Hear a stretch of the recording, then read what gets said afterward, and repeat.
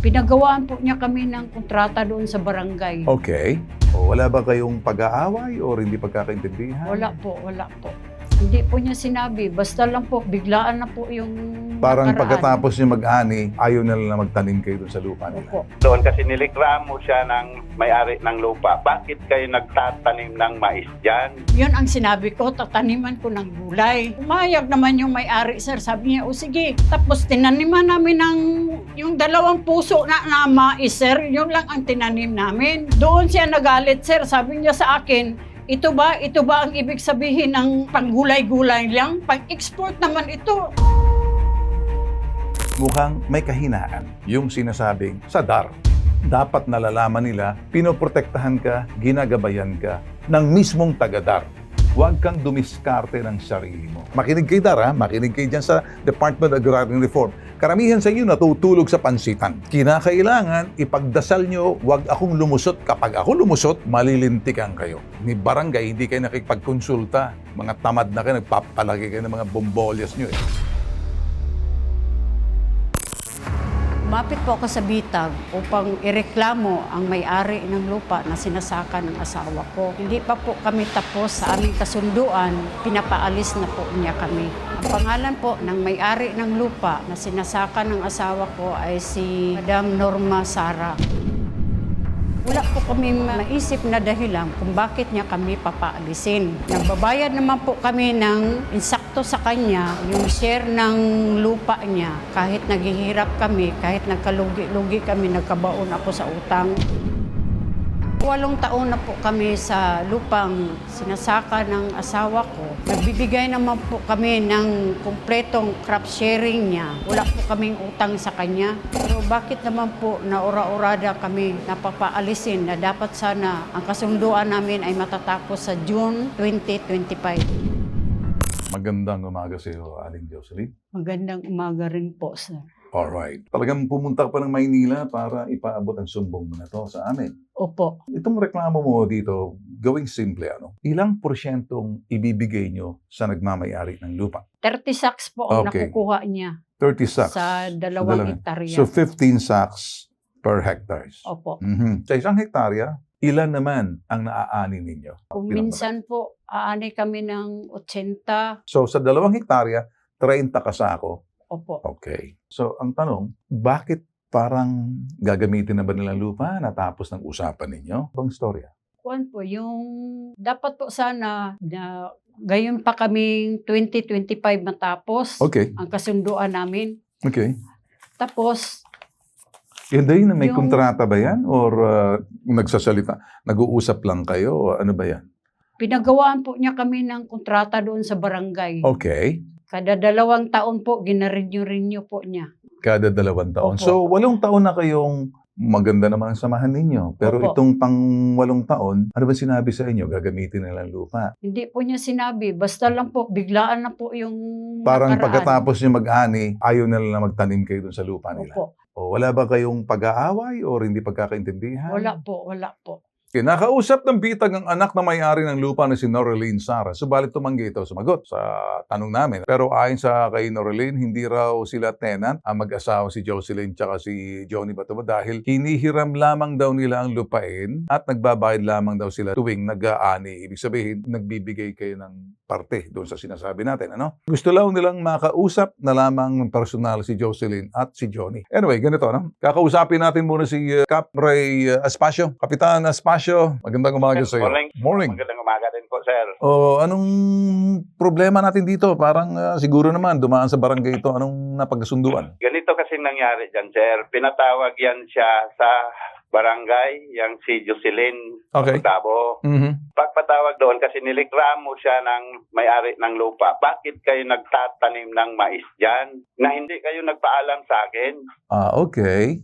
Oh, yun na, yung totoo yung sinabi niya nagpunta sa bahay, doon niya sinabihan, bakit din nagtanim kayo? Kaya ang utos ko sa inyo, magtanim kayo ng gulay dyan para may konsumo kayo. Namidjit ko yan sila, sir, eh. Tapos pagtanim nila, nagtanim sila ng mais sa lupa doon sa may-ari ng lupa. So pinagsabihan sila, wala naman kayong paalam sa akin, bakit ganon? Tapos, sige, ayaw na namin sa inyo kung ganon ang ginawa ninyo. Wala kayong respeto sa akin. Sige, hindi kami mag-alis. Yan ang sabi ng si Jocelyn. Kaya nagkasagutan sila. Kung hindi ganun dito sa barangay. Ngayon itong si Jocelyn, sir, nag-walk out. Nag-walk out. So, bago ka mag-walk out, sabi ko, pirmahan mo itong minutes. Minutes, Wala yung nang minutes lang. Pinirmahan sa akin. Oo. Parang. Naka-minutes kasi yun, sir. Okay. Naintindihan ko, Kap. Naintindihan ko. So, anong tingin nyo, Kap, sa nakikita nyo? Paano mo resolbahin to? Sinong tama? Sinong mali? Ang pagkakaalam ko dyan, sir, kasi yung si Jocelyn nagpunta daw siya ng DAR. Ewan ko kung anong in-advise sa DAR sa kanya. Nagbalik siya sa akin. Makunin daw niya yung minutes. Ayaw kong magbigay, ma'am. Kung ikaw ang magkuha. Kasi wala ka namang respeto sa amin. Sabi ng DAR, Cotabato, legal division, di pwedeng paalisin na may-ari ng lupa nang walang consent sila Jocelyn bilang tenant. Nakahanda raw magbigay ng assistance ang DAR Cotabato kung gusto magsampa ng kaso sa Agricultural Tenancy Act si Jocelyn. Sino pwede makausap natin sa DAR? Kausapin nga muna natin to. Puro sila mga statement lang mga pinagsasabi. Kayo ba'y nakatira sa lupain nila? Hindi po. Wala kayo sa lupa nila? Opo. Nakikitanim lang kayo? Opo. So, hindi kayo tenant? Si Attorney Batas Mauricio, magandang umaga sa iyo, Attorney Batas Mauricio. Magandang umaga po, Ginoong Ben Tulfo. Magandang umaga po sa lahat ng mga nasa ipagpitag mo ni Ben Tulfo. Yes, sir. Medyo hindi ko rin ma-establish yung landlord and tenant kasi normally, ang tenant nandoon mismo sa loob ng lupain at medyo nakatira siya roon, may kondisyon, lilinisin niya, lahat. Dito sa parting to, kailangan niya lang yung lupa. Pag nagtanim, ani lang, tapos na. Tapos gusto niya i-continue ng ganon. Covered ba to ng sinasabing reform na yan sa Supreme Court kahit hindi nakatira sa loob ng lupain? Anong nakikita niyo, Attorney? Opo, Ginoong Ben Tulfo, maliwanag po ang pagpapahayag ng Korte Suprema at maging ng mga batas na umiiral. Yung pong pagtira noong pong magsasaka, sabihin na lang natin yung tatanim, doon po mismo sa lupa na kanyang tinataniman o sinasaka ay hindi po isang mahalagang batayan upang alamin kung may landlord-tenant relationship ang magkabilang panig. Ang importante po dito, Ginoong Ben Tulfo, mga kababayan, ay yung pong pagkakaroon ng kasunduan na pagtatanimin yung magsasaka o yung nagtatanim na tao at pagkatapos mula doon sa kanyang itinanim sa lupa ng landlord, may meron pong ibibigay na share yung pong magsasaka doon po sa landlord. At sa ganyang sitwasyon, uniform po ang ruling ng Korte Suprema, merong landlord-tenant relationship bagamat hindi nakatira doon sa lupang sinasaka, yan pong nagtatanim. Ginoong Ben Tulfo. Okay. Nakikita ko na linaw, no? Sige, andyan pa ba si Kap? Kap, nandiyan ka pa? Ako, sir, nandito pa. Narinig mo, Kap? Yun ba'y usapan o hindi humingi ng pahintulot sa may-ari basta't nagtanim lang ng mga mais? Na hindi yung usapan, ang usapan ay gulay lang itanim doon na para sa kanilang konsumo. Yun ba ang gusto mong sabihin? Yun po, sir. Yun kasi ang sabi ng may-ari ng lupa sa amin doon. Alright. So, Attorney, what do you think? Well, sa ganyang klase po ng sitwasyon, talaga pong magiging masikip ang mundo para po doon sa nagrereklamo dito sa ipabitag mo. Dahil nga po, hindi na siya ordinaryong magsasaka, kundi para siyang ang kanyang magiging katayuan, magsasaka, kinikilala, pero merong takdang panahon ang kanyang paglalagi o pagiging magsasaka o magtatanim. At yun po yung magiging problema niya. Otherwise, ang regular na kasunduan po kasi sa pagtatanim, hindi po nilalagyan ng taning o nilalagyan ng panahon, Ginoong Ben Tulfo. Pero dito kakaiba. Pagka po kasi nagtanim na yan at nagbigay na siya ng parte ng landlord, may itatawagin po siyang Qualified Agrarian Reform Beneficiary at hindi na siya basta maaalis ng walang sapat na dahilan. Pero kakaiba po itong sitwasyon ni Aling Jocelyn dahil may kasunduan at sinasabing hanggang June 2025 na lang siya. Okay, Hindi po siya makakaalis diyan sa kasunduan yan kahit ano ang kanyang gawin dahil yung kasunduan batas sa kanilang pagitan ng may-ari ng lupa. Okay. Parang nakikita ko every 2 years daw, renewable every 2 years eh. Yung kasunduan nitong pagtatanim ng mga pang-agricultural na produkto. Pumayag naman, parang nagkapirmahan kayo ng 2 taon na. Tama, Jocelyn? Opo. Yun na mga kanilang, every 2 years sila nagre-renew. Yan po yung problema natin dyan, Ginoong Ben Tulfo, dahil mukhang marunong po yung landlord. Dahil mahirap po kasi magpaalis ng mga magsasaka. Ay talaga naman pong sakit sa ulo ng mga may-ari ng lupa. Pagkakailangan na nila yung lupa para halimbawa may pagbili sa iba. Ang problema po dyan, anong sasabihin ko? pumasok po sa kasunduan yung magsasaka at sakop po siya ng kasunduan na yun. Ali po siya sa Ayun. kasunduan na yun. Alright, sige. Nakuha ko na, attorney. Ako yung papasalamat sa inyo pagbibigay linaw. At dahil dun sa kasunduan na yun, medyo mag-aantay siya ng 2025, tapos na, terminated na. Ayun. Opo, tama Sige. po. Well, attorney, maraming salamat sa pagpapaliwanag. Maraming salamat po at ang ganitong klase ng pagpapaliwanag ayon sa pananaw ni Ginoong Ben Tulfo kung magkaroon ng karunungan at kaalaman ang sambayan ng Pilipino sa kanilang mga karapatan. Alright. Maraming salamat po. Okay. This is all the way from Oslo, Norway. Okay. Maraming salamat. Thank you. Alright, sige. Babalik kita. Mukhang may laban ka rin naman kasi may hanggang 2025 June. Pakinggan mo na ako dito. Wala na tayo ng ibang pag-uusapan kasi may pinirmahan kang kontrata. Ang problema natin, hindi natin makausap yung DAR. Nagsalita ng abogado. Ang naging kasunduan na kasi ninyo, pumayag ka doon sa sinasabing kada 2 taon. So kung ano naman dahilan noon, hindi na natin pwedeng ibalik yung kahapon. Pakinggan mo na lang ako, babalik ka roon kay Cap. Si Cap, kakausapin yung may-ari. Okay? Huwag ka nang magalit. Pagpunta mo roon, sige na lang, lubusin mo na lang yung mga panahon na pwede ka magtanim hanggang sa June. So pagkatapos niya, hindi na ako pwede manghimasok kasi nakakontrata ka eh. Kung ano man ang kontratang pinarmahan mo, hindi ka pwedeng baguhin. Opo, sir. Naiintindihan ko naman yun, sir. Pero Okay. sir, sana, sir, pakinggan na naman ninyo yun. Anong Kung pakinggan? anong dahilan yun ng pagtatanim namin, sir. Kasi ganito kasi yan, sir. Yung pumasok kami dyan sa kanila, sir, na palayan kami, sir. Nakiusap na, ako mismo ang nakiusap doon sa may-ari ng lupa, sir. Yung katabing lupa nila doon sa amin sa malapit sa bahay namin, sir, kay halos magkadikit lang. Nalinisan ko kay kuan niyang marami kasing lamok, sir, at saka yung mga ahas, sir, pumapasok doon sa bahay namin. Yun ang sinabi ko, tataniman ko ng gulay. Yun po ang sinabi ko. Tapos pumayag naman yung may-ari, sir. Sabi niya, o sige, linisan ninyo. Basta hindi lang kayo magtanim ng durable na tanim. Yun ang sinabi niya, sir. Tapos tinaniman namin ng yung 2 puso na mais, sir. Yun lang ang tinanim namin. Tapos yung pumunta yung anak niya doon, sir, na tinignan yung garden namin, sir. Doon siya nagalit, sir. Sabi niya sa akin, ito ba ang ibig sabihin ng panggulay-gulay lang? Pag-export naman ito, binilihan ko lang yun ng 4 na kilo na abono, sir. Yun lang man, hindi naman yun umabot ng kung ano-ano. At saka yung hindi kami nag-trespassing doon sa lupa niya, sir. Kasi, sir, napaalam ako doon sa may-ari na nagtanim kami ng gulay. Yun lang ang dahilan, sir. Hindi naman kami nagtanim ng gulay doon sa palayan na dinatrabaho namin. Doon mo po siya nagagalit. Okay, ito ang dapat magagawin, ano? Una, kumonsulta ka sa DAR. Opo. Kasi ang DAR ang magpoprotekta sa iyo. Pero, itanong mo rin sa DAR kung ang kasunduan na pinarmahan mo, legal yun eh. Pumayag ka hanggang June 25. Pag natapos na yan, ano mangyayari? Sana ang kasunduan ninyo walang hangganan hanggang sa magunaw mundong ito. Ang problema, pumirma ka June 11, 2025. Hindi ko mababago ang isang bagay na pinasok mo. Pagpunta mo sa akin, paglilinaw lang. Nakikita kong sama ng loob, no? Na binilalabas mo, na parang hindi kita pinakikinggan. Pinakinggan kita ng husto, hinahanap ko ang dahilan ng problema. Pumirma ka ng kasunduan. At yung kasunduan na yan kada 2 taon. At dahil pinirmahan mo yan, ibig sabihin, matatapos na ngayong June 2025. Wala na sa akin yon. Sa DAR na yon. Sa ngayon, pwede ka pa rin magtanim. Pwede naman kausapin ni Kapitan. So, December, January, February, March, April, May, June. May 7 months ka pa. Magtanim ka, siguro naman, doon sa kasunduan, natapusin mo, magtanim ka ng palay o ano man yan, maghati-hati pa rin kayo. Pero pagkatapos na noon, takbo ka na sa DAR.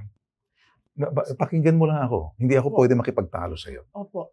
Kasi alam ko, medyo may katigasan ko sa ulo mo eh. Naaawa ako sa'yo, pero tulad ng nakikita ko sa pag-uugali mo, paano ka nakikipag-usap sa kanila, ganun ka rin. Nilalabas mo sama ng loob mo sa akin. Pinakikinggan kita. May magagawa ba ako? Sa Kapitan na lang, makikiusap tayo. Merong mga bagay na dapat sa mga batas ng DAR, makinig kayo DAR, makinig kayo dyan sa Department of Agrarian Reform. Karamihan sa inyo natutulog sa pansitan. Kinakailangan ipagdasal nyo, wag akong lumusot. Kapag ako lumusot, malilintikan kayo. Lusot saan? Papasok doon sa gusto kong mangyari pagkatapos ng may election. Pag ako lumusot, sisilipin ko yung mga kahinaan ng mga kuminsan, hindi na kayo bumababa sa ibaba kasi kay mayor na kayo kuminsan dumadaan, ni barangay, hindi kayo nakikipagkonsulta. Mga tamad na kayo, nagpapalagi kayo ng mga bombolyas nyo eh. Ngayon, nakikita mo. Kaya ako nagkaka-interest, sisilipin ko yan. Okay? Ngayon, ang pagsisilip ko dyan, mukhang may kahinaan. Yung sinasabing sa DAR. May kahinaan na yung barangay at dandar, yung sa baba na dapat bumababa at inaalam. At kung sakaling ikay nagtatanim dyan, dapat nalalaman nila at pagkatapos ikaw pag nalaman nila, pinoprotektahan ka, ginagabayan ka, ina-advisean ka. Ng mismong tagadar. Huwag kang dumiskarte ng sarili mo. Huwag kang gumawa ng mga kontrata na hindi ka dumaan sa DAR at nakikita ng barangay dahil agraryo yun yung pinasok mo. Hindi ang usap-usapan lang sa tabi-tabi. May batas tayo sa agraryo. Maraming kahinaan, marami akong nakikitang butas na rebisahin, bisitahin, palakasin ang agraryo. Tulad nito mga nakikita natin. At marami pa akong nakikita. O, ipagdasal mo, lumusot ako. Bad news yan sa mga tagadar. Naintindihan mo ba ako? So ngayon, naintindihan ko na. So ngayon, magkakaintindihan na tayo. So, babalik ka sa DAR, bibigyan kita ng sulat, sasagutin nila kami, itanong mo sa DAR yung kasunduan kung yung pinirmahan mo, protektado ka ba ng DAR? Kahit na may kasunduan na yan. Yung kasunduan na papel lamang na hindi nakarehistro, hindi nakanotaryo sa notaryo publiko, na hindi dumaan sa munisipyo, na hindi dumaan sa DAR, pwede bang maging opisyal na kasunduan? Kasi agraryo na to eh. Ito yung sinasabing mga gusto kong silipin. Pag nakasama ko ng kapatid kong si Rafi, ibang usapan na. Malinaw ba? Sabot ka? Opo, sir. Sir, nakapunta naman ako sa DAR, sir. Unsa man giingon nila? Doon ako, sir. Unsang giingon nila sa imo? Katong pag-ato na ko dito sa DAR, sir, kasi Unsa giingon ni sa imo? Pabor ba sila sa imo o dili? opo, sir. Unsa giingon Pabor nila? sila sa kuha, sir. Ngano man dili nila gibisita kadtong lugar ninyo unya giingon nila sa tag-iya na oy, tarong ka diha. Gipakita na ko na Ang akong sige ka lang explika. Pamati sa ako Ang gusto na akong himuon ng DAR. Ubanan ka paadto didto sa tag-iya. Unya ingon sa iya, oy, ayaw god himo kini. Kay naamang kita balaw din para sa DAR. Sabot ka? Opo. Ayaw na mga explica nimo kung di ka pamati. Sige, ikaw suko ka na lang di na tayo. Wala, Okay, sir. so kining akong tagaan kitang suwat adto dalhin nimo sa DAR. Sabot ka? Opo. O niya kinahanglan tawag sila sa mo tawagan namin barangay. Questionin natin kung nga ba'y yung pinarmahan mong kasunduan na yan na hindi naman opisyal na dokumento na may pahintulot ng agraryo or pwede ba manghimasok yung opisyal ng agraryo, yung mga nasa sabihin natin, mga nasa munisipyo sa ilalim ng DAR. Alam man yan. Sabot ka? Opo. Sundin mo na lang ang solusyon natin. Solusyon natin, unang sinasabi ko sa'yo, kukonsultahin natin ang DAR. Kasi ikaw ang kausap. Ngayon, papasok na ako. Hindi po pwedeng mga tuwiran sila dyan. Pangalawa, itatanong mo sa DAR. Kung nga ba yung kasunduang pinirmahan mo ay opisyal na kasunduan na kinikilala ng DAR sa batas ng DAR dahil agraryo yung lupa na yan. Hindi ang real estate. Nagkakaintindihan na tayo? Okay na sa'yo? Opo. Sige, magtanim ka lang doon at bahala ka na muna doon sa kay Kapitan. Hayaan mo si Kapitan, trabaho ni Kapitan yan. Ayaw ko naman agawin yung trabaho ng Kapitan. Si Bentulfo ako Hindi ako pang barangay. Pati doon sa DAR, kaya kong silipin yan Alright? Nagkakaintindihan na tayo. Opo. Sa lahat pong nanonood po sa amin, kahit paano, may nakukuha po kayo rito. Mga bagay na pinapasok na po namin, iniimbestigahan namin, pang probinsya po to. Pero pagdating sa Manila, importante po na intindihan po natin.